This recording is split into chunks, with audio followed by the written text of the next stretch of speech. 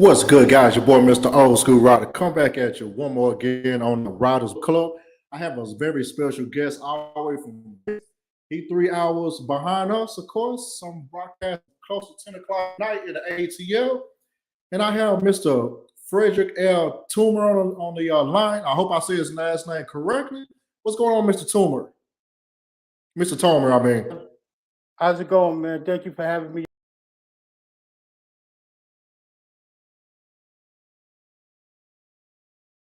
Okay, there we go. Okay, Mr. Toomer, can you hear me, sir?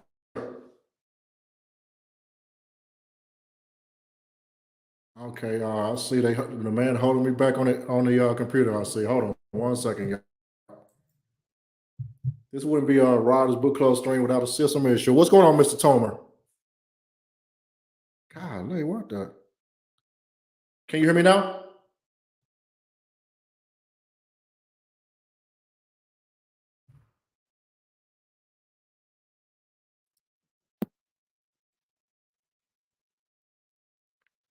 All right, there we go. Mr. Toomer, can you hear me, sir? Yes, I can. Did I say your last name correctly or was I close? No, you said it right. Toomer, Toomer. It's Toomer, not Toomer, right? Right. Toomer with two O's. All right. Oh, yeah, I was practicing on it. I just wanted to make sure. I'm bad on pronunciations, but I think I got that one this time. So, Yeah, Frederick, tell us a little bit about yourself. Tell us who you are. Well, I'm originally from Queens, New York. Born in Queens, New York in the 1970s. My book basically captures the whole 1980s. Can you hear me? Yes. Yeah. I got you on the solo screen. I'm letting you talk right now. You got the floor. Oh, okay. Yeah, my book basically captures the 1980s all the way to the 1990s, where I grew up as a child, and it finishes to my adulthood. So, how long did it take you to write this particular book? It took me about 2 years. All right. So I'm gonna let you have the floor for a little bit. Tell us about the gambling, prostitution, and drug, aka the hustler's paradise. Okay, well, gambling affected my whole life. Basically, it started when I was a child. We were frequent visitors of Atlantic City. My parents used to take us down there, and we were exposed as young kids to gambling at a very young age. I seen everything in Atlantic City most children would never ever see when it came to gambling. Um, Prostitution, that became a part of my life when I became a little bit older. I met my kid's mother, and I was turned out to the business of prostitution. Oh wow. All right. And what about the? I guess pretty much it kind of go hand in hand to a certain extent. Then, correct? Well, gambling, prostitution, drugs, it affected my whole life. At one point, I had a really bad drug problem that I acquired from when I was in the game of prostitution. So in my book, I talk about everything. I talk about how it affected my whole life, and it affected other people's lives as well. I talk about the whole crack era during the 1980s and how it destroyed families, and then it destroyed minds as well. The book covers a lot of personal beefs, but it also talks about a lot of stuff that was going on in the world. Yeah, actually, I noticed that part in the book as well. You pretty much have like some world events, and you pretty much paint a picture of what was actually going on in the '80s. Pretty much, I was Yes. born in the '80s. I guess I can say I'm either '80s or '90s baby or whatnot. But yeah, you pretty much paint a picture pretty good for New York and stuff. I mean, I swore up and down I want to be from Queens, even though I'm from Texas, of course. Never Queens been to get the New money. York, but whenever, huh? Queens get the money. Yeah, you're right there. I swore up and down I'm from Queens when I was younger, man. I'm like, hey, I'm a Queens dude, but never been to Queens ever in my life. But pretty much Atlanta was like the closest I've been like to the East Coast so far. I've never been to ATL. I would love to visit there at one point. Really? Yes. I've been there one. Not Oh, actually, I've been there one time, but I never did the town. oh yeah, everybody from New York, everybody from all over coming to Atlanta, man. Even though it's That's what not I'm. that That's what big, I'm but hearing. I mean, they even people even got T-shirts say Atlanta is full, which is facts. That's On I think exactly they what got I'm like hearing. over 7. Yeah, I think they have like over 7 million people in Atlanta, if I'm not mistaken. That's a lot of folks in a Yeah, small that is a area. lot of folks. That's another New York right there in the making. Oh, you right about that. It's a little cheaper, they say as well, right? I mean, Well, it's right cheaper than now, New York for what I keep hearing about it. right now. Yeah, but pretty much everything is kind of going up right now because everybody trying to cram in here. But being from Texas, I've been seeing a lot of Texas license plates, and I can pretty much say, we taking over. I could say Texas is going to take over Atlanta. Yes, I'm going to say that. I mean, just because I have a bias. So with the 1980s, most of the times it's like romanticized, like hey, the 80s was this and that, for good or bad. For what I understand, there was some good times and also some struggles as well. When you was The younger, '80s is was that a correct? very the '80s was a very very tough era. It was tough on America because crack was at its all time high. Drugs was extremely rapid. You know, our brothers and sisters were dying. We were getting hooked on the drugs. There was a whole lot of money involved in the street life. And we lost a lot of people in that era. You know, Man, you're absolutely right about that, man. We lost a lot of brothers, man, to the, for I mean, we pretty much lost a lot of brothers to various things, especially either jail or death, or some people just like in a fog, pretty much. right? I mean, it pretty much took effect with the younger folks like in the 90s, and so they pretty much kind of suffered, because of what happened with our forefathers. Not to the fault of their own, but stuff happened, to a certain Right. extent. Right. My Eda had some kin folk, they was doing their thing as well. Most of them still in jail right now. Well, it's a Because of lot this. of them from that era that hasn't even gotten out yet, and some of them were, and they were the fortunate ones to come home. Yeah, you're absolutely right about that. Even when they came home for like 2 seconds, I mean, they did a little something like something minor, and they was out of here, man.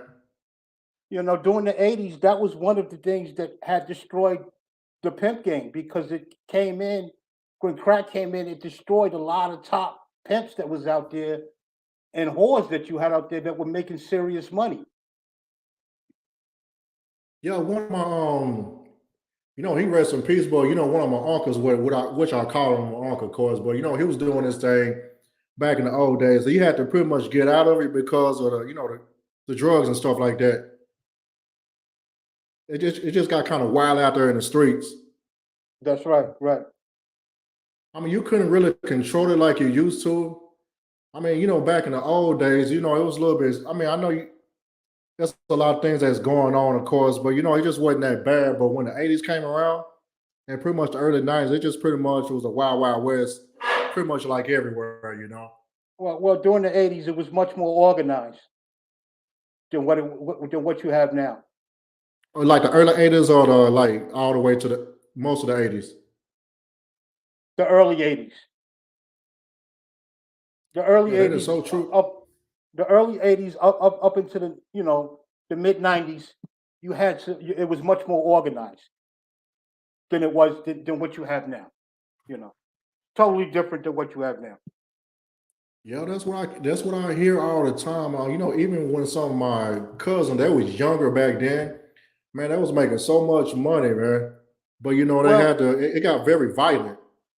when the streets lost a lot of bosses, that's when the soldiers on the streets became very unorganized, and you had mayhem because there was nobody out there really to give any orders. That is so true. I mean, even if you might have like some of the older folk out there, some of the younger heads just wasn't listening to them because they outnumbered the old folk, older guys. That's right. I'm 42 myself right now. For some reason, my memory, I remember a lot of stuff, which is kind of, wow. I mean, I've been around certain situations and certain things myself. I mean, I've seen a lot of things just go down. I remember it was kind of somewhat calm, then all of a sudden the switch just flip over. It just went haywire, man, all the way up to this day. Even Yes. right now with technology and stuff, I mean, the drug, to be really honest about it, the drug game kind of really went away like in 2009. Right. That's when these cell phones got a little bit more advanced. You know, right now with the era that we're living in, to be quite honest with you, it makes no sense to go out there and break the law anymore. There's so many different ways to make money now. Just from your phone, it makes no sense to do that. Yeah, that's facts on that. I mean, you can get into crypto, you can get into stocks real easy. Oh, the entrepreneurial feeling is everywhere. It's just now being ready to grab it. You know, what motivates you to go out there and grab it? What's in your heart? Yeah, that is so Do you true. have Even some of the people. Okay, I'm sorry. No, I'm sorry. You go ahead, brother. No, you can go, man. I'll come back to that in a second, but go ahead and finish what you're saying. It all comes down to ambition. What's your ambition in life? What do you want to do? We're now living in an era where what we're going to see is we're going to see a big transfer of wealth. And what it comes down to, are we going to be a part of that? Yeah, they trying to cut us out of it, but it's some of us we smart about it. We pretty much kind of some of us kind of figure it out what's going to happen. But yeah, I think during the pandemic, man, a lot of people made a lot of money, and some people got poor word. Well, Since we had that time, hmm? during the pandemic, it worked out for some people. It made people richer than what they were, and some people became poor during the pandemic. I mean, the fortunate thing about myself, I saw a lot of things in the pipeline myself. I had like discernment for like certain things. I pretty much kind of saw what was going to happen to a certain extent. So I'm not gonna lie, man. I'm not rich or nothing like that, but I mean, I did my thing, man. Some things panned out, my investments and some stuff I was holding, especially some of these older cars and stuff I have, and like memorabilia. Since we had sat down, everything skyrocketed. Like my trading cards. Man, I made so much money off of basketball cards. It was ridiculous, man. There's more That I money had from like in back in the day. there's more money in memorabilia now than anything else because in a lot of cases, cash is not king. Yeah, that is true on that. I mean, I even seen the barter system came back in full effect during the pandemic. I mean, like they say during the end times, the information age, man, the information just exploded in the last couple of years. I'm gonna say it started back in 2018. The information started to leak out a little bit more. In 2019, it just exploded, man. It's just too much information to make money and do certain things, man. It's really not an excuse anymore not to get out there Well, and get it brother, legally. you're absolutely right because information is everything, and time is our most valuable commodity. You know, Once we understand time and we understand information, there's very much that you could do to stop us. You know, Yeah, that's absolutely correct. Let me give you an example on certain things.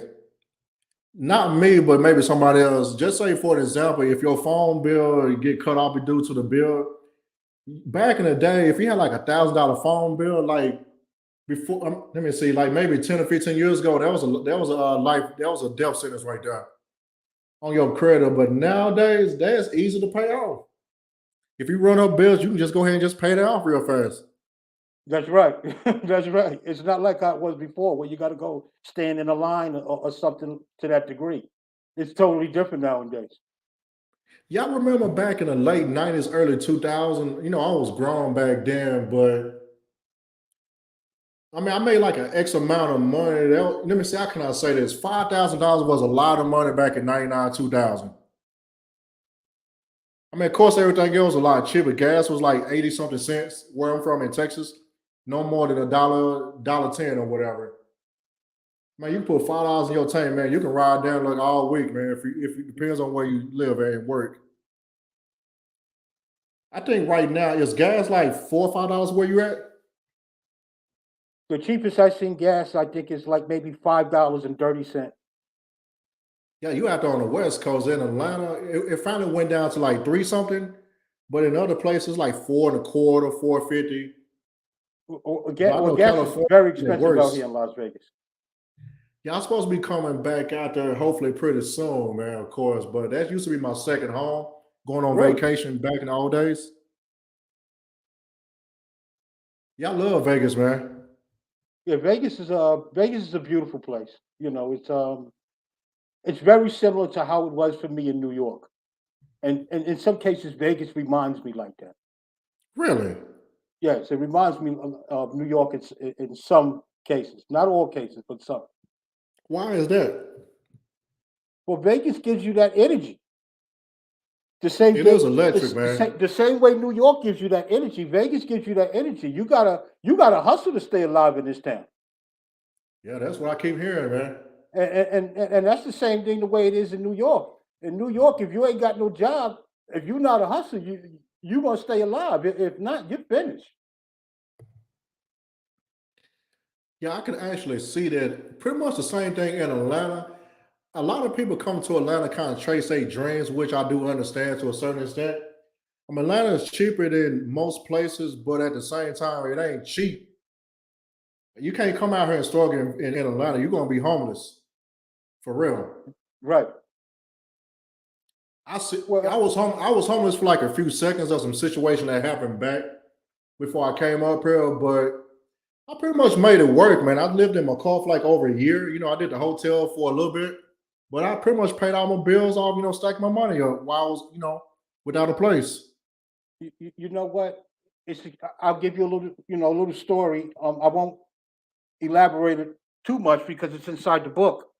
But I spent some time being homeless for some years, and that's when I actually wrote my book. When I was homeless on the street, I was able to write it. I started my publishing company. I did everything from a shoestring. Mm. I got a storage unit. I had a gym membership. I organized myself when I was on the street so I could come off eventually. I know this gonna sound kind of crazy. That's exactly the way I did it, man, which was hilarious, man. Not funny, but that's kind of funny that you mentioned that. I actually did the same thing. I had a membership at home at 24-hour fitness, but they had one in Georgia. So I had to go ahead and sign up for like a Planet Fitness, which is 24 hours in certain locations. I always have like a hot shower. I have a place to, chill for a second or maybe take a nap. Since I used to work in the daytime, but the manager overnight, he was cool. Some people just sit out there and just fall asleep on a massage mat or something, or just chill. He just wanted somebody to talk to or hang out with. There was nobody out there at nighttime like that. And Well, in also one thing reality, that kind of saved me, I had a car. well, see, And that I was a pretty much good have thing a for me. nice car. Oh, wow, I think I'm cutting you off. Yeah, I pretty much have a decent looking car. It blended in really nice. My window was tinted.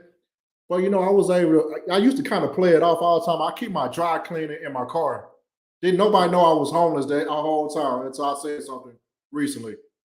Well, And see, a few that's the folks in my family, reality. nobody know.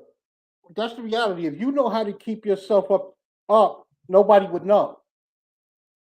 It's when you don't keep yourself together, everybody sees that. But the first person that has to see it is you, because you have to change that reality. Man. Nobody else can. You have to change it. It's pretty much a mindset to a certain extent. I knew I was homeless, but I wasn't homeless like mentally, you know what I'm saying? I Right. went to work and stuff like that. I pretty much kept busy. I was in the best shape of my life during that time, like like a couple years ago. I mean, I didn't have no six pack or nothing like that, but I was down there close. I think I was like down to like 189 pounds back there. Man, I was looking great. You know, I took a shower like 2 times a day, worked out twice a day. I go to work. You know, I work out, go to work out, take a nap, or do some other stuff. I kept busy. Or if I need to go ahead and if I travel, I go back home to Texas every 2 weeks. Well, back then I used to go home like almost every week. I used to drive back and forth. Did nobody know nothing? Well, you said the key words. You kept busy, and that's what you have to do. You have to, when you're in that situation, you have to have the mindset. I'm not going to be here for in this situation forever, so I'm going to do what I have to do to get out. I got very creative. You know, being homeless nowadays, it's like a science nowadays. I mean, I said this before, but some of these homes that's for sale, they have like some of these companies got different apps. You can actually download the app. You know, you can get the key code to the key. Man, I ain't go front. I did squat quite a few times. I'm not gonna front on it. I squatted in some nice neighborhoods, man, in Atlanta. I I, take a I heard shower at about. the particular place. I did it all, man, but I never gave up. But I got a place. I'm in a very nice neighborhood. You know, it pretty much worked itself out to a certain extent. I mean, it Well, messed you with were me strong. every now and then. What's going on? I'm like, you know what? Hey, I did it, man. I made it in Atlanta. A lot of folks in Atlanta they did not make it, man. It just the homeless situation is terrible in Atlanta, man. If you ever get here, that's the first thing you're gonna see. Yeah, usually it's like that in a lot of high populated cities. Where there's a lot of people. They say San Diego's another place like that. I heard about San Diego. I think the last time I went to Vegas, like a few years back, it wasn't noticeable with the homeless folks. You see some outside, but they pretty much blend in real good with everybody Well, else. depending where you go in Vegas, you know, a lot of But I people know when think I it's go down by the stratosphere area, you really back then the stratosphere. Oh yeah, you most definitely see it. oh yeah, stratosphere, you're going to see it. That's the end of that's like basically the end of the strip right there. Is that area built up now? Or is it still kind of dead down there? It's somewhat built up. It's not as dead as it probably was, But then again, I've only lived here for a year and a half, so I'm just getting used to the area myself. I know whenever you pass Circus, it kind of go downhill from there. You know what I'm saying? If you pass Circus, you're in trouble. I know a few times in the past when Circus is my hotel. I'm not gonna lie to you. Yeah, I could probably stay, at the Wynn or the other places. But I like the retro look. I like old school Vegas hotels or casinos or whatever. Back when I used to gamble just a little bit. But I haven't gambled like in a couple of years. I actually stopped doing that. It just I don't have that feeling no more. That's what Yeah, I like after a about while, your book as well. You pretty much admit your faults and you pretty much overcame that. it wasn't easy because you have to be able to change your mindset. And my old mindset, it haunts me every day. I don't know. You But I can could never let be. me. I could never go back being the person that I was. Yeah, you was going hard. I mean, I can't tell too much about the book. That y'all got to buy the book to find out for yourself. But I mean, I got to give it to you, man. You made it out, man. Most people would not have made it in this situation, man. They would have just, oh well. But they would have did some stuff and they'd be done for. Well, you know what? Reality check had happened to me when I lost my friend. My friend was murdered, and that's when I decided to walk away completely. And after I Mm. walked away completely, I walked away. I had completely nothing. I had zero money, and you're looking at a person that made over $1 million easy in the streets. You know, Mm. I started some. I had started some different things. I did some different things that didn't work out. But when I walked away with completely nothing. You know, and that was the toughest transition that I ever went through in my life. Man.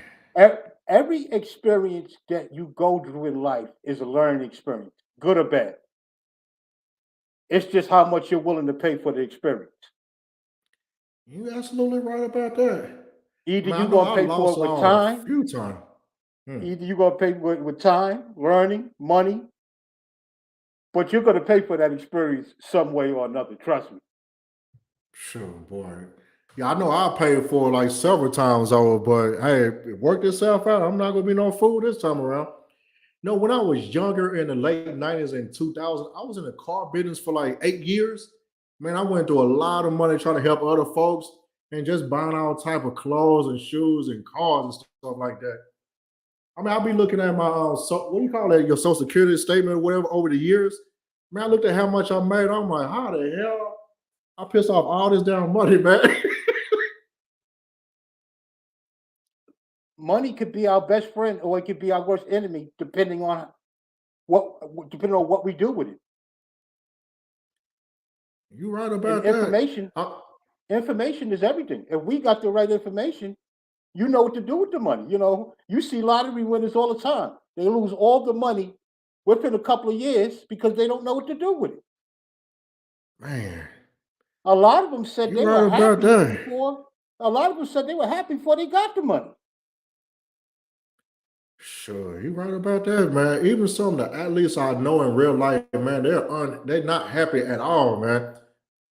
Well, Even though they got money and women. money doesn't resonate to happiness. It takes for your financial stability, but it doesn't mean that you're going to be happy because you got a lot of money. You got some of the miserable people in the world that's unhappy, and they got all the money. Man, you right about that, man. Boy, If you money don't, in hat. if you're not able to have an inner peace about yourself, it's not going to mean much. Hmm. Your money actually enhanced the type of personality. I mean, the type of person that you really are in the worst way.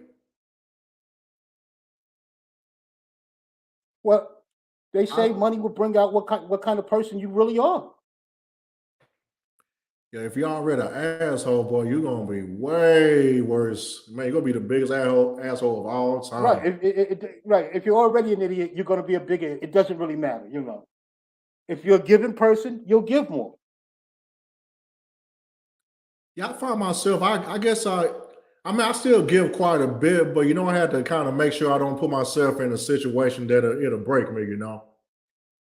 And I had to, I pretty much telling people no nowadays. I'm not saying I was a yes man, but I love helping folks out. Regardless if I know them or not. Even when I was selling cars, if I used to wear like Maury Gators and stuff like that. That was the style back in the late '90s and early 2000s.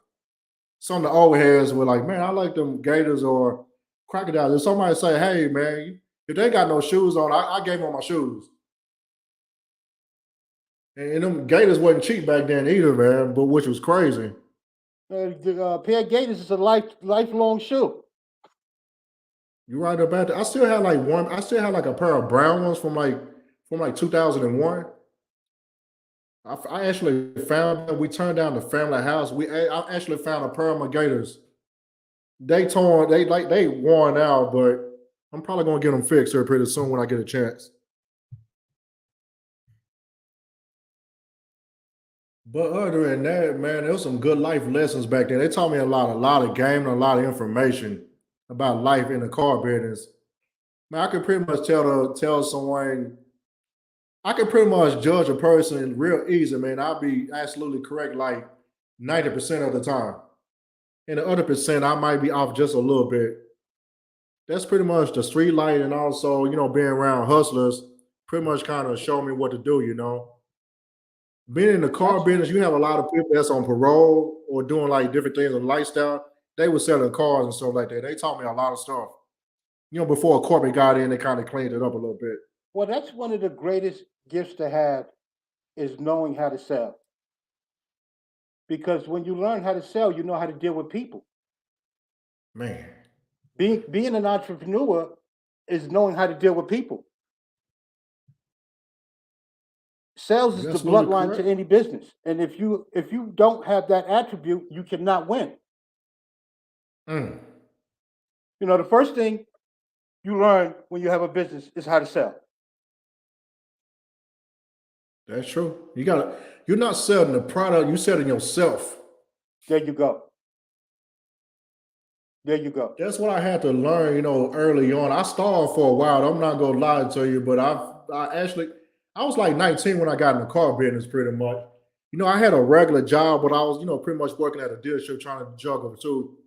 But I pretty much went ahead and gave up the regular job and went full blast on the car sales. I didn't make no money for a while, but it taught me a great lesson. I went out there and got it, man, from the mud.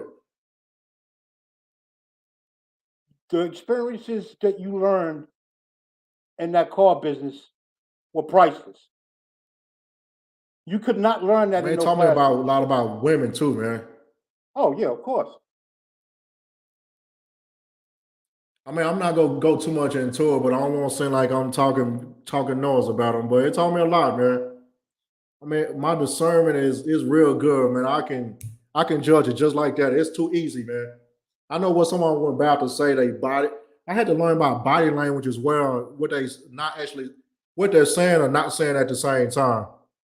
Well, that's the thing. A lot of times when women they express themselves through their body language and not actually do their mouth.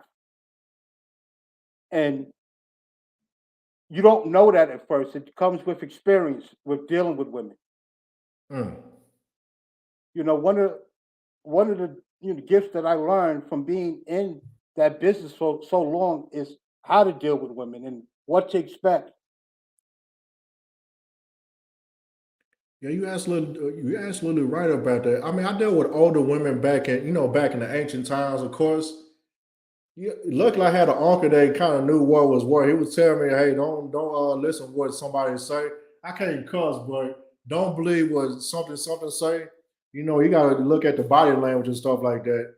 What she's not saying out of her mouth, what she's saying through her body and stuff, is going to pretty much tell you the whole story. And also, they actually helped me out in the car business as well at a very young age.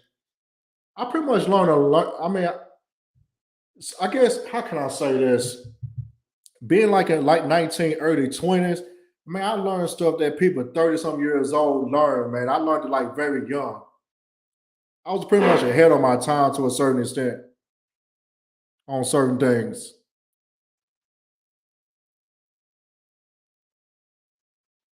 Can you hear me, Frederick? Yeah, I'm here with you. Okay, it's on you now. I'm gonna ask some other questions about the book here shortly, but actually, let's go through it right now. So, what was the '90s about for you? Oh, the '90s was another real crazy era. The '90s, I dropped out of high school in the '90s, and it was like my life went from one extreme to another within seconds. At 16, I dropped out of high school. At 19, I had met a woman that was 10 years older than me, and she was the one that I eventually turned out with in the world of prostitution. Hmm. Wow. Wow, 10 years young. You was 16 when you were 16 when you got in the game? No, I was 16. I was 16 when I dropped out of high school, and I met her 3 years later when I was Oh, 19. 19. Okay. Wow. So I don't know you can answer this question like all the stuff is in the book. How long was you in the game? If you can I answer was that in the game question. about I was in the game about 12 years. Man, you was a 10 toes down, man. Yeah. Wow. So what was the turning point in the game? Like, you know what, I'm gonna do something else. The turning point was basically when my mentor, my OG, when he got murdered. Mm. And I had questioned myself. I said, do I really, really want my life to turn out like that? And that's when I decided to walk away broke with nothing. Yeah, that's a hard decision when you're in a certain lifestyle. The money gonna be flowing in, but like, you know what? I need Well, you to know quit what? cold turkey. The money never made me happy. I was fighting for something totally different. I was fighting for financial independence. Mm. I was trying to take that street money and turn it white. I was trying to take black money and turn it white. I was fighting for something totally, totally different. It wasn't It wasn't about the flash, it was about the cash for me. So you wasn't a flashy person back then. You was kind of low key, right? I could get fresh when I needed to get fresh, but I was a very low key guy. Yeah, I can tell you like a low key guy. I mean, I think you upload a picture of yourself almost every day or show what you're doing on social media, but you're not flashy with it. No, no. I mean, especially I adapted a lot of teachings and ideology from the guys that from the old school. I studied them very well. The more you flash, the more attention you get. and you can't if you draw attention for the wrong reason, somebody can go think you like a walking lick or they If if pretty much like a if walking nobody lick if knows you who have to you be a are, flashy. if nobody who you are, you're like a ghost. Yeah, that's pretty much how I kind of live my life. I'm kind of like a ghost to a certain extent. Don't nobody know what I got or what Right. I got going on. I might have a little glimpse of it. I mean, just say for an example, I might have like a Breitling watch, pretty much. It don't have no diamonds or nothing on it. I got it at the pawn shop. It was broke. I got it fixed, but people see what it is. It don't have no diamonds on it. It's just a basic Breitling watch. I'm like, if you see me got it on, it's very low key. Even the vehicles I got, I might be driving a particular brand, but it's not like boom in your face where like, oh, okay, I see what he's doing.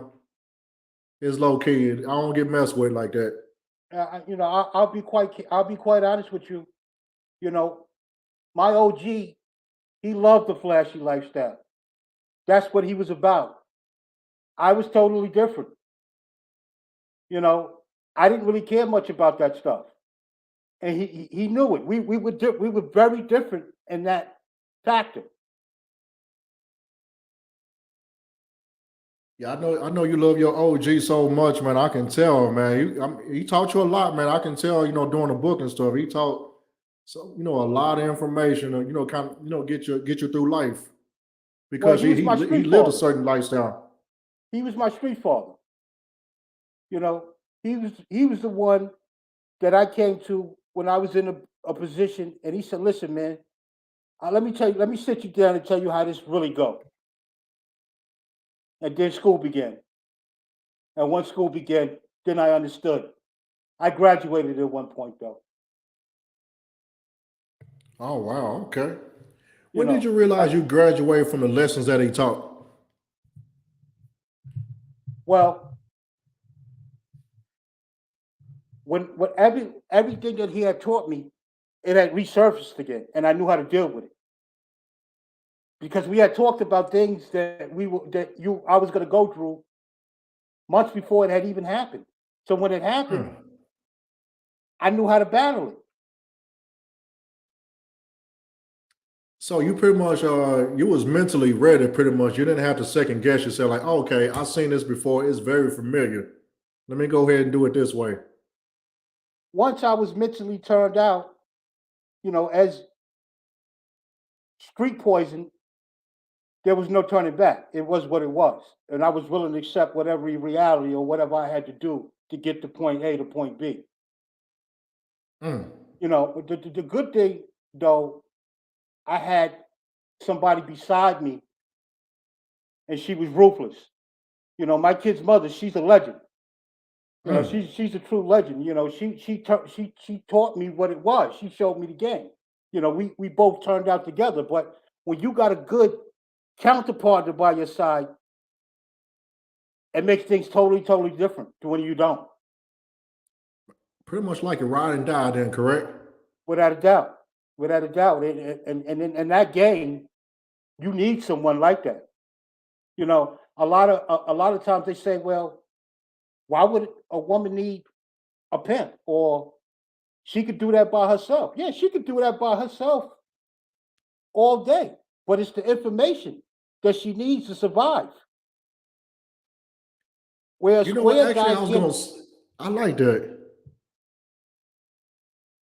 a square guy, he can't relate to a woman that does that night to night. Doesn't know what to say to her. after she comes off a bad night or she wants to talk. He doesn't understand her mental. But somebody that's experienced, he understands what she goes through. That's what she wants. She wants that guidance. It's the same thing in a square relationship. When a woman depends on her man to be a man and to guide her. It's the same thing in that. It's just a twisted business, but it's the same type of ideology. Yeah, you absolutely correct on that. I mean, even in all religions, the man is supposed to be the head of the woman. I mean, I know it's gonna sound ridiculous or whatever for nowadays, but yeah, in all religions aspect, the man is always the head of the woman. Kind of, make sure she's all right. That can be in the regular world, and also it can be the underground or whatever you want to call it. But especially in the lifestyle that you was in, if the woman after by herself, she'd be subject to get robbed, something that might happen to her body or whatever. I mean, it's a lot of you gotta be mentally ready if you're doing stuff by yourself. If you out there just not thinking about it, just doing it, you're gonna set yourself up for failure. And also with most women, they pretty much run through money as soon as they get it. Well, that's the thing. When you acquire these females, you're not there just to have sex with them or, any of that other nonsense that you might hear about. That stuff really doesn't exist in a real organized relationship. You're their money manager. You're their man. You're everything to them. They depend on you. You pretty much everything from religion. You're a counselor. You're the reverend. You're a god. Your P is pretty much everything. Everything. And you have to, that's why being a P was so much different than being a person that just pushed drugs. Because if you looked at some Ps, they were highly intelligent. The top ones in the gang, like your Pimp and Ken and guys like that, were highly intelligent. And you have to be. When you're dealing with women and you're dealing with mass amounts of women at one time, you got to be a magician. Man. Oh yeah, shout out And to they could Mr. never, Ivory as well. yeah, they could never know you and what you go through. Because one thing about a P, he's the loneliest person in the world. Man. When you decide that lifestyle, you chose a lonely life. You're not like the regular guy just walking the street, just looking at girls. You're not in that category anymore. I mean, P's rarely have sex anyway. They do, but they rarely, have sex with the women and stuff like that. Rarely. This is like a Well, reward or something like that, if I'm not mistaken, right? the For doing a good reality job or is whatever. that, well, the reality is a good P doesn't get paid to screw. He He pretty much gets like a screwed. manager. He gets paid for what information that he can impute in this woman's head. That's what he gets paid for. He doesn't get paid to have sex with them. Pretty much that's giving out instructions to make sure they follow it. power of information. How to take a woman from making $100 a night, how to get her to make $2,000-$3,000 on one day. Stuff like that.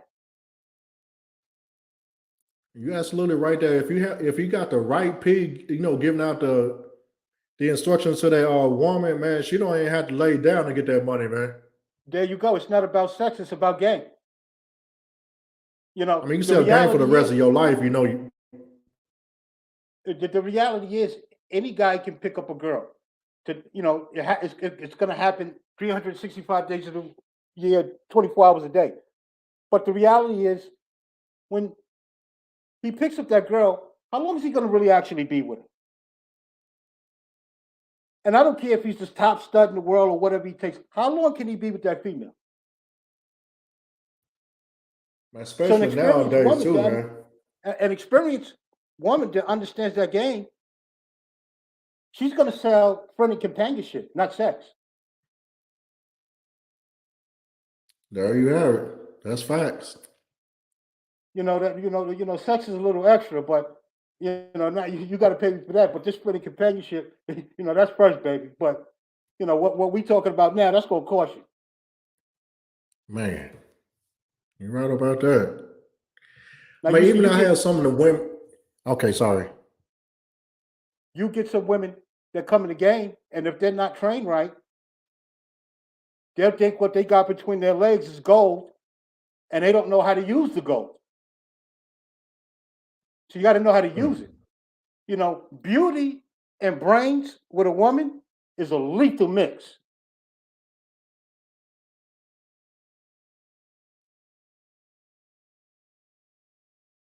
That's facts. There are no lies told here.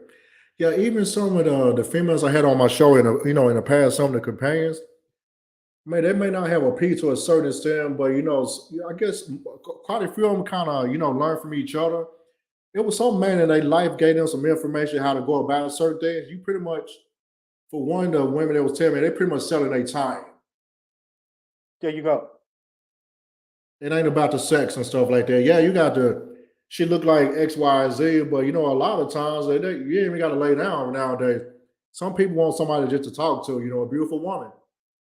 Well, the reality is, in that business, you're going to have men that are married. You're going to have men that have girlfriends. The sad part about square relationships, they forget how to relate to each other. When they meet a girl out in the street that's doing that, she knows how to talk to them. She knows what to say. Where at home, he goes home and his wife nags him. He's trying to get away from that. See, if the wife knew how to take some advice from the prostitute in the street a little bit, the relationship would balance out. I mean, If he that knows how to aspect of listen to it. if he knows how to listen to her a little bit and they listen to each other, the relationship balances out.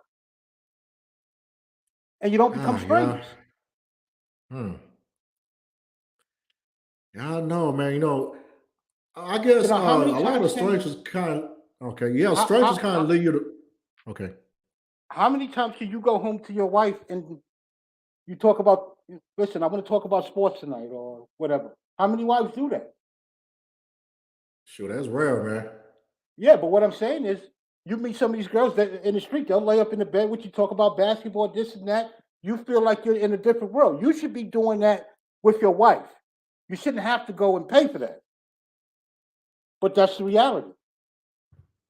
That's why a lot of strippers make a lot of money. The right one, they know a lot of stuff. I mean, you ain't got to dance on. Man, it was times in the past when I used to roll with folks, man. They ain't get no lap dance or nothing. They just sitting over there talking, man. Yeah, you got to feed the meter, but they have like a conversation that was comfortable, which tripped me out. I'm like, man, you ain't get no dance. But I understood, it's a mental thing. If you know what you're talking about, you can make a lot of money and make it look But easy. it's just not based on just doing lap dances and stuff like that. The better your conversation is, the better your value is. Everything is based on value.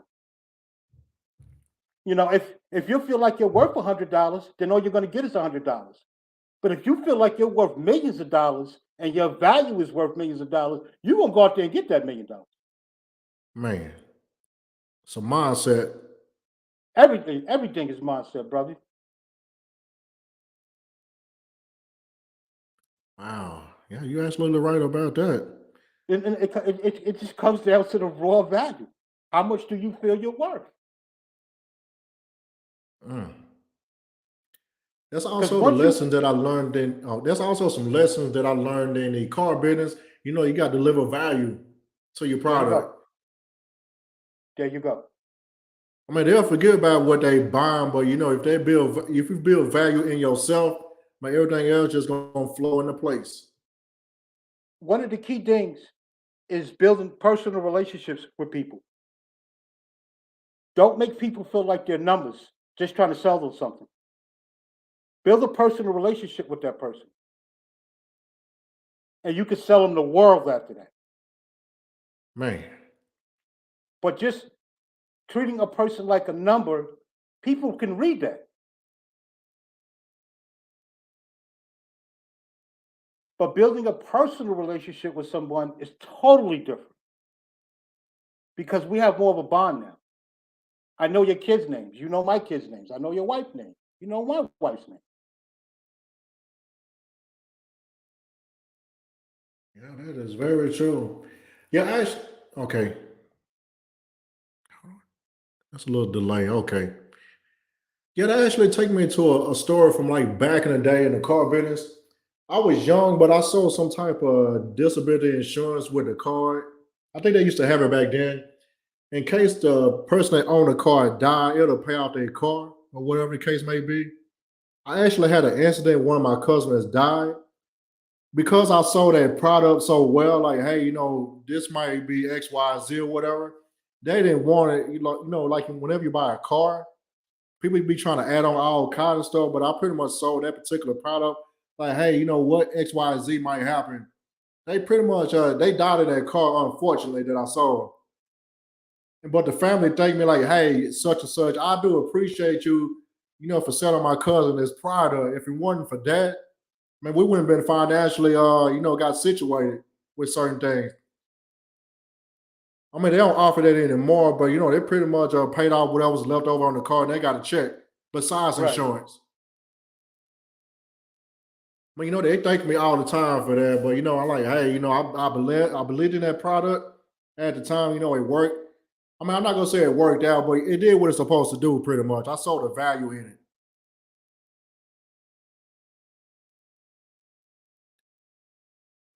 Just stuff like that. Whenever you sell stuff, I mean, it's not selling, but you building value, of course.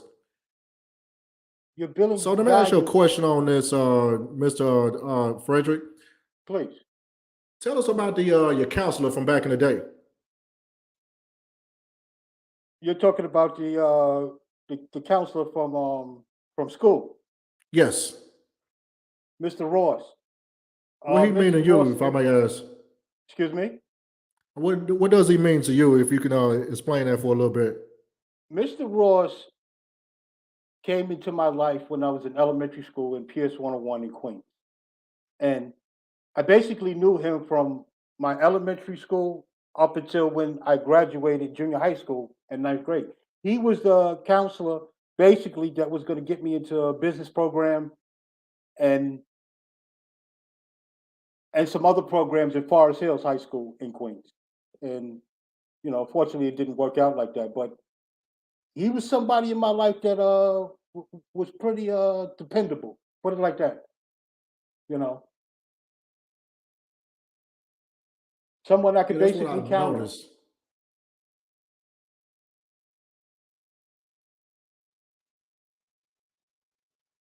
Yeah, I can tell he was a good dude, man. I can tell about that. That's why I kind of, asked about Mr. Ross. Yeah, Mr. Ross. There's not probably many Mr. Rosses no more. But just like the teaching I talk about in the book, Miss Bullock.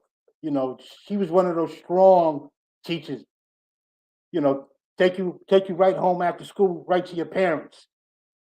That type of teaching, you don't have that no more. But Mm-mm-mm. she took an interest in me, and I fell in love with reading, and through Miss Bullock, she had inspired a lifelong dream to write a book.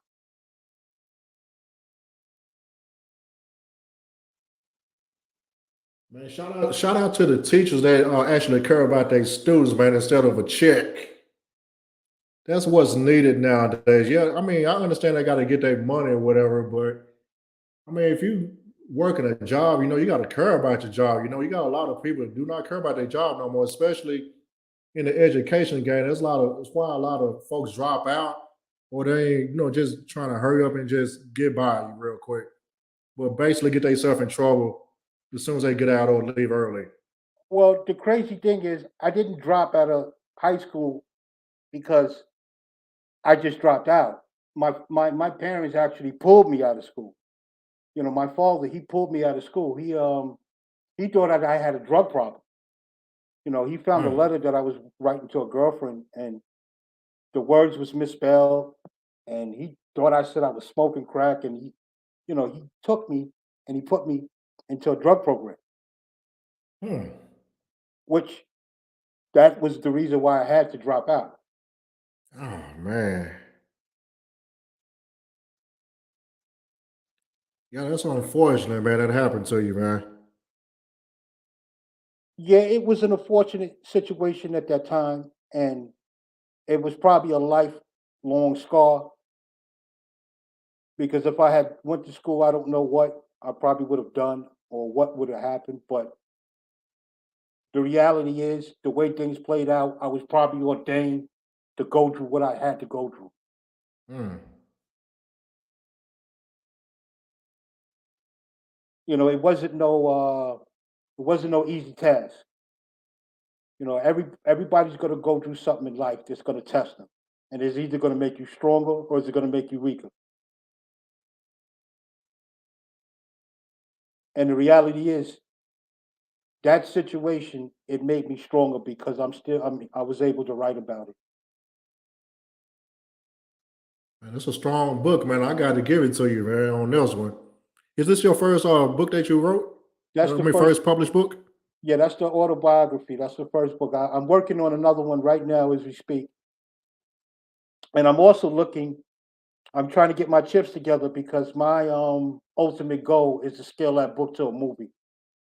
I want to do an independent movie though. I want everything to be independent. Yeah, I was gonna actually ask you that question, man. This book reads like it pretty much real life your life.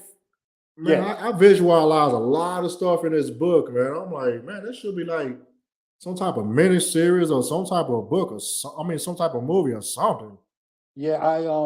That's my ultimate goal. But the reality is I don't want to get pimped, and lose my work. So I'm trying to keep everything on tight knits right now until I have a strong overall plan on how I'm going to market everything. Yeah, I do understand, man. I do understand. Yeah, you got to make sure you own your work and stuff like that.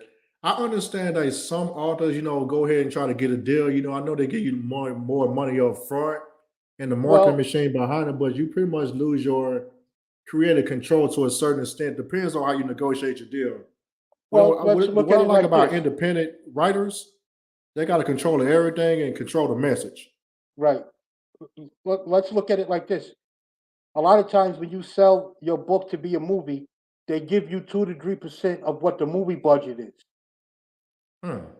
Because when they can't pay you based on percentages of the movie because the movie's not out yet, unless you do like a Jack Nicholson deal back in the day where he got paid a percentage off of Batman, but he wasn't an author. But I'm talking for authors. They usually pay you 2 to 3% of what the movie budget might be. So that's your deal, you know. And if you're able to keep the book rights, okay, that's one thing. But if you sell the movie rights, you lose all of the other juice. You Ooh. lose the licensing rights to the movie, unless so if you get paid something substantial up front, it's worth it. But for someone like me, I would like to do it independently because I can hold on to those rights and I can also pass that on to my son. They could make money and eat forever off of my work. And that's my ultimate goal. I like that, man. That's what it's supposed to be to a certain extent. Well, the I'm gonna have to kind reality of is if somebody was to offer me $1 million or $2 million to do, I more than likely I wouldn't take it because I want to control it. you wouldn't take it. I do understand that $1 million look nice and juicy, man. But I do The million understand dollars why looks you good. won't do it. The $1 million looks good up front, but if they're going to offer you 1 million, think how much money they're going to make off of it. They're gonna make at least 10 or 20 off of it. They're going to make money. They're going to make money infinity off of it. And you don't get no back end on it. You just got a check. And that was it. That's why they don't have no problem giving you the million, you know, because they know what they're going to make off of it in time. Every battle is won before it is fought. So when you go into so war is just like business. When you go to negotiate, you got to understand why they're doing it for their best interest and what is in your best interest.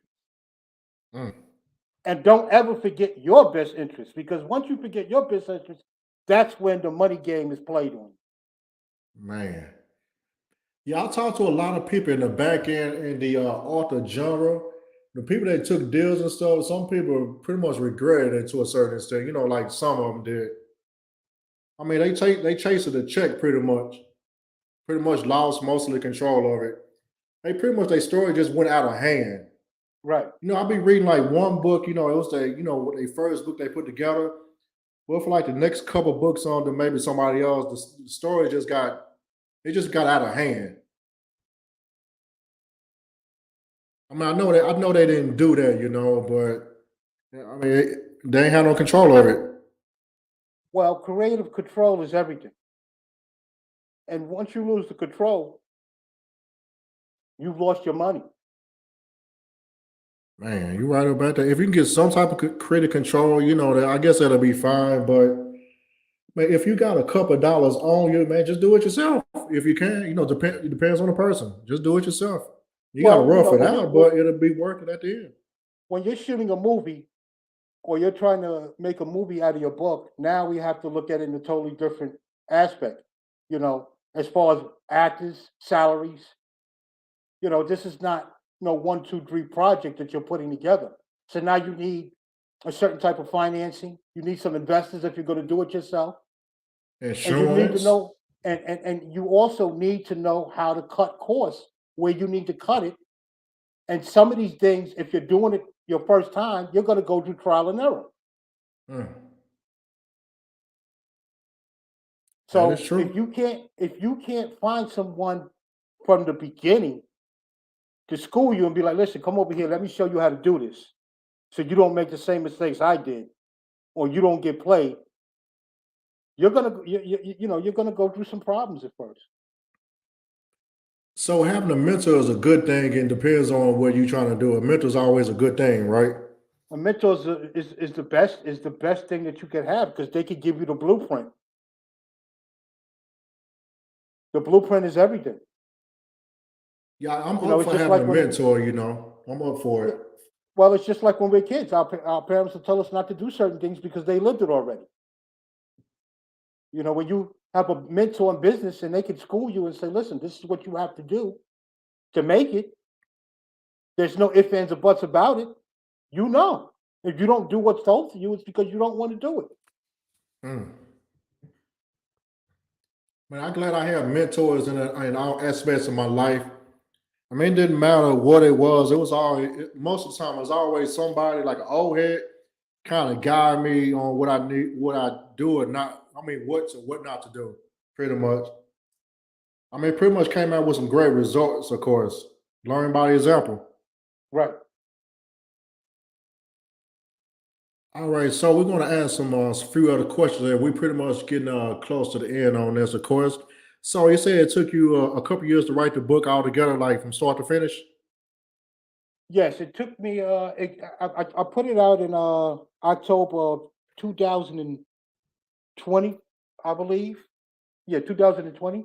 It took me about 2 years to write. Did you write like a little bit at a time? Did you get like writer's block and then you had to start over or No, whatever? never. I never got writer's block. My biggest challenges in the beginning was learning how to write. I wrote every day, especially in the situation that I was in. I was homeless, but I had a hustle. I was riding the casino buses for a living. Hmm. So when I got off the casino bus every morning, I go into the Starbucks that was open in Flushing in Queens, New York. Every morning I hit that Starbucks. And at Starbucks, the first thing I do is I start reading. Then the second thing I do is start writing before I hit my storage in the morning. And I Hmm. did it every day until it was a part of me.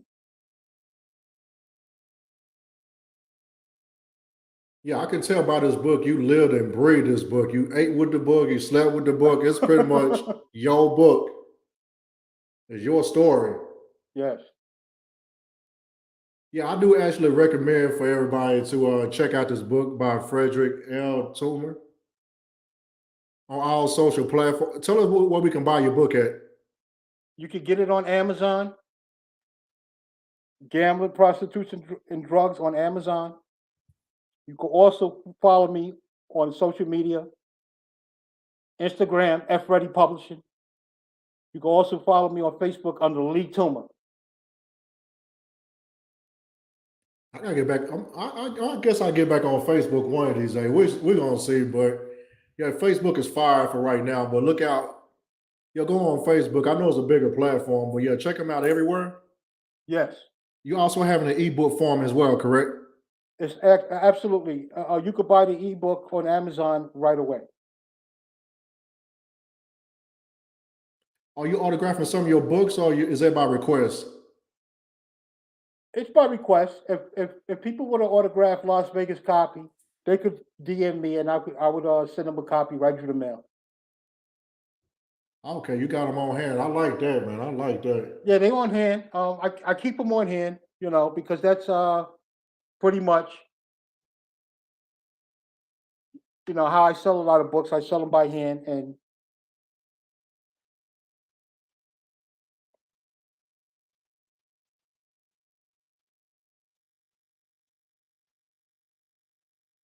Oh, you still there? oh yeah, I'm here. I thought you cut out on me. I was wondering. I thought you were still talking. Okay. Oh no, no, no, I'm sorry. Oh, you fine. So that actually a book would be a great piece to have since you already in Vegas, man. I know you sell quite a few books down there because all the stuff that's involved. Pretty much like a blueprint to a certain extent, what's going to happen. I mean, pretty much like other people's stories to a certain extent. It may not be exactly the way you went through it. It has some aspects so they can kind of look at like, hey, if I do this, this might turn into this. Well, I will say this: don't get into something that you're not willing to pay the full price for. You know, if you get into something that you're not willing to pay the full price for because you don't know, that's one thing. But if you get into something fully knowing what's going to happen, just be prepared. Everybody's not fortunate. You know, a lot of people die in the streets, Hmm. and they're not able to write their stories. Yeah, that's I true. was one. I was one of the fortunate ones that was able to write my story and come up out of that. Yeah, you made it, man. You like the low percent, man. You very rare, man. You made it to tell this story and still be mentally sharp to tell it, You're not all jacked up or whatever. You actually can Now, tell the story yourself. I'll tell you something, but that's a mindset because mentally it's supposed to happen to me. Mentally, I'm supposed to be a heroin addict. Mentally, I'm never supposed to have made it out. Mentally, I'm still supposed to have that straw up my nose, that needle in my arm. You know, mentally, I'm supposed to just be finished at this point. You know, but Now, through the I'm grace of giving you props. You Yahshua, did that. yes, but through the grace of Yahshua, this is all on Yahshua. Yahshua, you showed me a better way. Hmm. Wow, that's all right, man. So, what made you move to Vegas since you've been out there for Wow, like a few years? I'll tell you something. New York got really like old to me. I'm born in New York, been there for years. When I finished writing my book, I wanted to go somewhere different and just like start over again. And I had a lifelong dream to move to Vegas. It was Hmm. part of my whole life that I wanted to move out here. So when I got the opportunity, I took the two bags that I had, only two bags that I had. I hopped on that plane for the first time in my life. I got on the airplane and I never looked back. Oh man, But first time on a plane to go back. well, I'm a New Yorker, so I got the attitude I could go anywhere in the world to make it.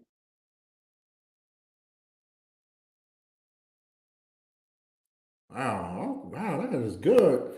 I also And want to say the first time I went to Atlanta, I never visited ever. I just packed up. I moved out here for my job. I transferred, but I went ahead and just. I think I came out here with like two boxes and a couple bags and stuff and some money. I think I had like my car was a diesel. I filled it up. It took like a couple. I'm a tank and a half to get out here. I came out here maybe like $800 and a couple boxes of clothes. Just made it happen, man. It was a struggle, but pretty much I came out here the first time. I never visited. I just went ahead and just went, man. of course it is. The only thing for us to fear is fear itself. And once you get over being scared, anything is possible. Especially when you're going somewhere that you've never been before. You don't know anybody. You don't know how things is going to turn out. You know, it's not easy. But I mean, some days I have my little struggles and stuff like that, but it pretty much worked itself out. I mean, I made the most money I made like in a while. Opportunities popped up. I even got like a live show that I have at a particular hotel. That's one of my shows, and I'm able to do my podcast pretty much. well, I really appreciate you having me on your podcast to talk Oh, that's about my no book problem. We and got a my couple other experiences. questions before we go, but yeah, I want to get you on here for a while. I finally got you on here. So I'm gonna ask you a couple questions before we actually go on there. Since we're a car platform, so what was your first car? My first car, you would laugh if I Hmm, told you my first car. I'm listening. My first car that I ever had was a 1978 Dodge Aspen. Hold on, let me think for one second. That's a station wagon, right? Nah, Dodge Aspen is it's not a station wagon, but it's an old car. It's something that nobody would want to drive. But my father gave it to me, so Hey, you was rolling, man. yeah. So what was your For a minute. fondest memory in that particular car? Like a story, like a crazy story or something good that happened with it? Oh, the first day in the car, I broke down on the Bell Parkway, Oh coming no. from Brooklyn.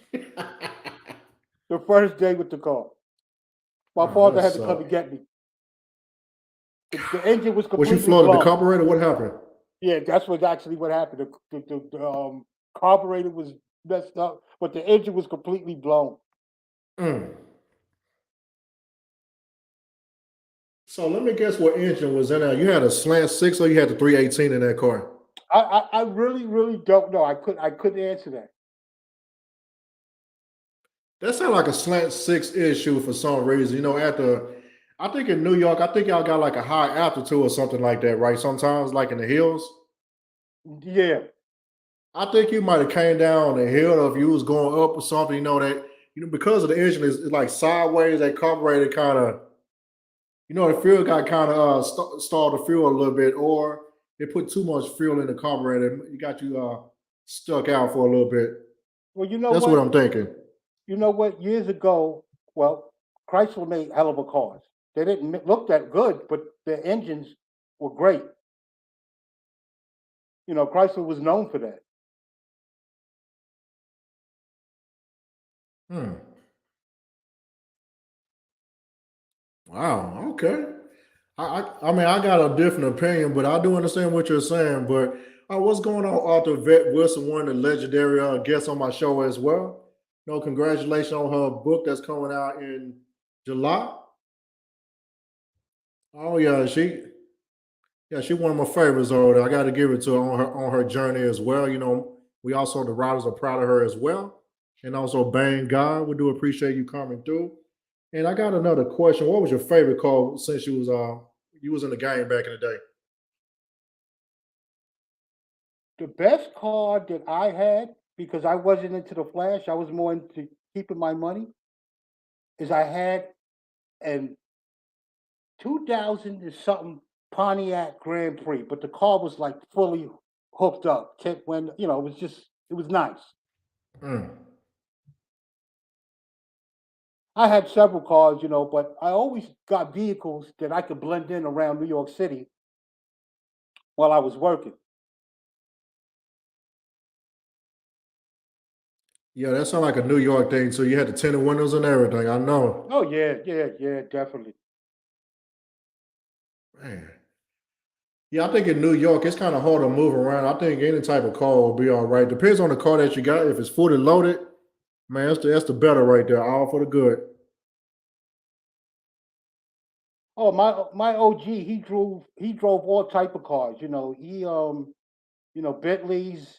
I remember we test drove some Bentleys together, but like I told him, I said, listen, man, I'm not gonna blow all my money on these cars and stuff like that.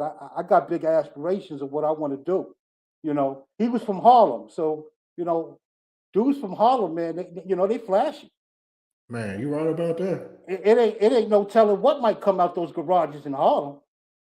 Boy. I had the Yeah, man, I had the privilege of being with an old school guy like that, man. He took me around the Seville in Harlem. He took me, uptown, downtown. He introduced me to all parts of Manhattan. Mm. And I mean, it was an experience of a lifetime being a part of that lifestyle. Going into the after hour spots in Harlem. Meeting all kinds of people in that New York lifestyle. That whole jungle of New York. Man, I can imagine that too, man. I can imagine that. I mean, even though the OG I had back in my day, I mean, he was riding around in Mercury Cougars, the big one from the late '70s, Yeah, Cadillacs. Man, I used to love them days, man. I think around like the early 2000s, that's when everybody started driving foreign cars, like for real. It wasn't about Lexus no more. People started riding like Jaguars and all this other stuff, BMWs. We wasn't thinking about that. We was just thinking about the top car was going to be a Lincoln Town Car or like a Cadillac Fleetwood. right. If you spend some more money, it'd been like a Lexus 300 or like a LS 400 Lexus. But the college I went to for auto mechanics and paint and body, it was a Toyota school. We pretty much fixed on Lexus and Toyotas, but that was pretty much the top of the top, like luxury back then before it went like ridiculous on it. Seeing a Bentley for like you were saying was very rare back in the day. But being in Atlanta nowadays, I'm like, man, I've seen that before. Okay. Okay. It don't even impress me no more. I'd like to give a shout out to Yvette Busen. All due respect to her, she's an unbelievable author. She got some great work, man. Oh, Great work. unbelievable work. Great author. Her next book getting ready to come out under that Carl Weber thing is just going to be unbelievable. Man, I'm Everybody telling make you, sure he, you he pick it did up. that. Yeah. Yeah, that's a great asset, man. He gonna enjoy her writing, man. I gotta give it to her. She don't get tired, man. Man, she Oh, wrote she's a out for machine. When like it a when it you damn know when it man. comes to writing, she's a machine. She's the best out there, and she's gonna put even more great work out there.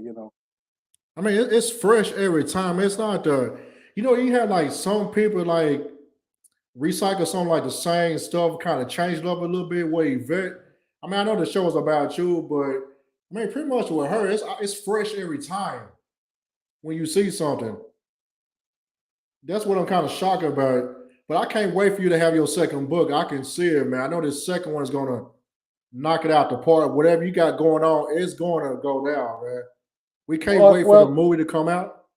the second book is really going to be based more on the entrepreneurial experiences that I'm going through now. You Mm, know, I gave up my life story in my auto, but this is going to really put me in the more of the entrepreneurial perspective than anything else. Because that's what we need to hear right now. And I usually write about what's going on around me or what the world is going through. So mm.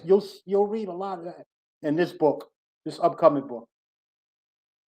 Man, we can't wait to hear that. Last thing, what you suggest for people that want to write their own book? What type of suggestions or some type of guideline they can go with to overcome certain things with writing a book? Before you decide to write it, understand what you want to write about, have a game plan, be persistent and consistent about it, and don't worry about what you're writing. Just write it and go back later and you revise the whole manuscript. But just write from the beginning. Because a lot of people in the Mm, beginning, they're worried about how it's going to sound. Just write it. Just put it on paper. Because if the paper's empty, then you don't got nothing, you don't have no words. man, that's facts. But if you So write it, do you have some type of like a certain guideline or like you write your book, you just go ahead and just write it? With this book. well, me myself, I write every day. But my whole point is, I may not write for hours and hours, but I will write enough where it's in rhythm. Beginning writer, for somebody that's beginning writing, they feel that they got to write every day all in one night. You don't have to do that. Writing is it takes time. It's a time issue. It's not going to happen overnight. It's like building blocks. You're putting a puzzle together, and it's just going to take It's a long-term puzzle, but when you get to the end of that puzzle, that's when you go back and you revise everything. Hmm.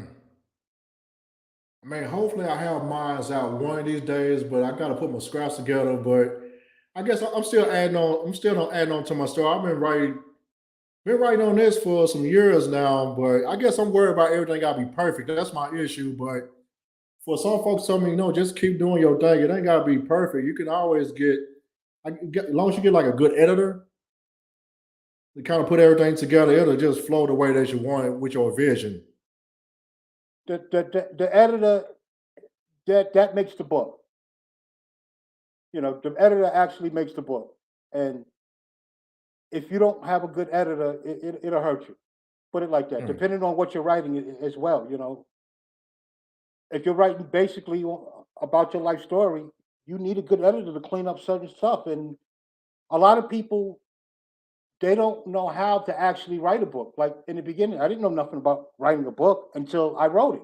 But I had to go through Hmm. trial and error. I had to go through some experiences. Yeah, and I guess the thing that kind of I'm not going. That's the thing that kind of used to get to me all the time. It had to be this and that.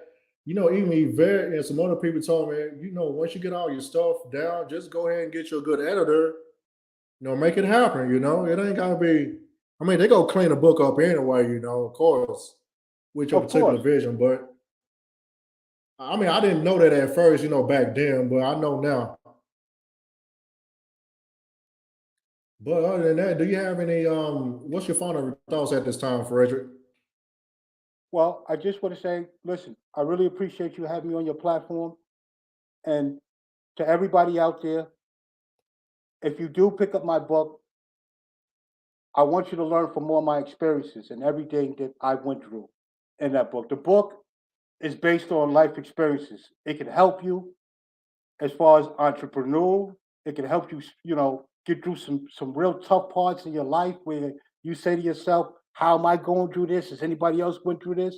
Yes, this book will cover everything in there that you need to know how to make it in life when you go through when you hit certain bricks. Hmm. This book will help you. It'll help you battle certain things. It's not just about a guy from the street. It's about a guy that had some really great ambitions and he made some unconventional choices.